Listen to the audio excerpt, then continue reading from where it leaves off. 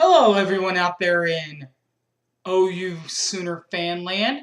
My name's Harry James Taylor, and today we are going to break down the second regular season game for the Sooners. It's a preseason look at the team from Morgantown, better known as West Virginia.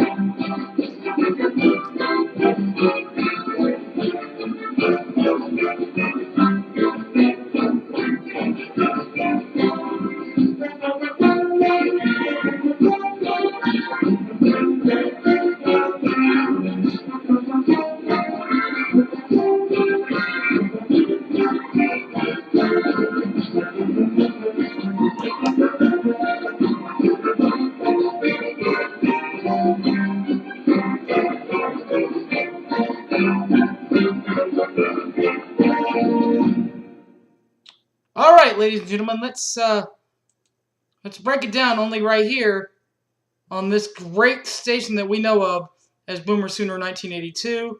I am Harry James Taylor, and we're now going to break this down the way that it should be. The West Virginia of Mountaineers are coached once again, only in his third season, by Dana Holgorsen. Holgorsen finished off with a record of 7-6 last year.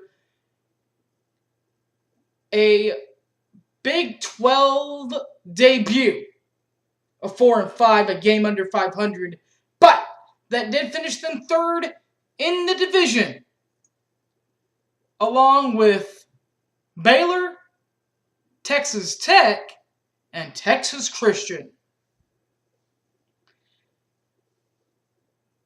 The bowl game or upset of the year for West Virginia was a bowl game against former Big East rival Syracuse, as Syracuse got them pretty good for leaving.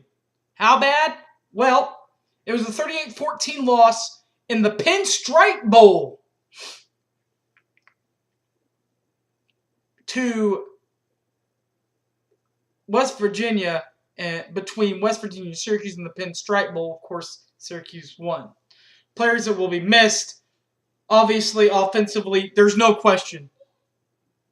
4,205 yards, 42 touchdowns, 66 rushing attempts, 142 yards on the ground, 2 touchdowns, 28 long. Of course, I'm talking about Geno Smith, the go-getter for this offense. He's now gone from this offense. Defensively, it's Terrence Garvin. Garvin had 75 tackles last year, an interception, and 2 forced fumbles. Last year, with Geno Smith and company, they averaged 39.5 points per ball game. Now, before I get into the offensive side of this, I want to say this right here. Geno Smith was not the only team on this squad. They also had Stephen Bailey and other players. But I will say that with all that offense that they put up 39 points with, their defense was very young. So a lot of these defensive players that I'm going to name, a lot of them are coming back. But a lot of the offensive players, a lot of them aren't coming back. But I'm not too worried about the offense because it is Dana Holgorsen. He'll find a way to score. If he can't score one way, he'll score another. That's just the way this system works. It always has. For some reason, it always will.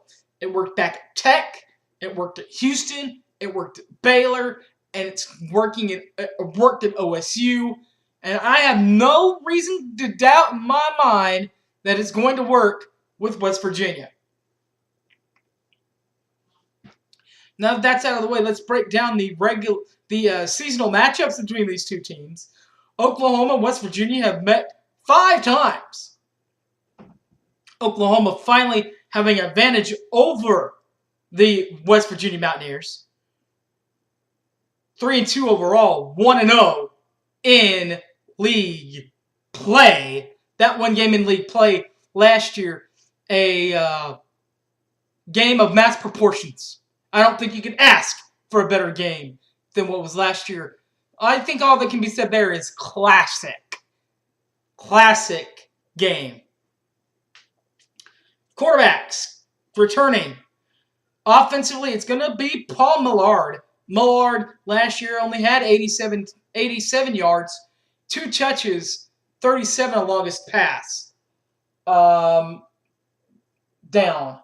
Touchdown pass. I said that I have no doubt in my mind that this offense is going to work. And that's true. I have no doubt. Running the ball is going to be Andrew Bowie. Bowie as a running back, had 179 attempts on 851 yards, 7 touchdowns, 58 is long. Touchdown run. Andrew Bowie also is the leading receiver returning. 28 catches, 318 yards, 0 touches, 42 along. Now, I have no doubt to believe that they're going to have more than just Andrew Bowie out there. It's just the way that this offense goes. As far as those young stars returning on defense, I said there's a lot of them, and there are. And it starts with Carl Joseph, the sophomore defensive back, 104 tackles last year, total tackles, I should say. 2 picks, 3 forced fumbles. Another guy on the list of returning starters on defense, linebacker Isaiah Bruce, 94 total tackles, 2 INTs, and 1 fumble recovery for a touchdown. Mr. Cook, Darwin Cook, is next on this list. 75 total tacks, a pick, and 3 forced fumbles. And then there's this one. Are you ready for this one? Doug Rigg, 58 total tackles, an interception, a forced fumble, and 1 recovery fumble for a touchdown. This team is going to be good. The bright spot for Oklahoma, we get them in only the 2nd game of the regular season. I guess that's the upside of having Notre Dame on your schedule and having to play them when Notre Dame wants to play, not when you want to play, is that you get this team this early to where they're only going to have 2 games to prep, and Millard and Bowie are only going to have 2 games of total offense. If you play them later on, they're going to get a whole lot of offense and a whole lot of success early. But you know what? Last time we said West Virginia has no chance against Oklahoma. You'll remember, actually the last 2 times.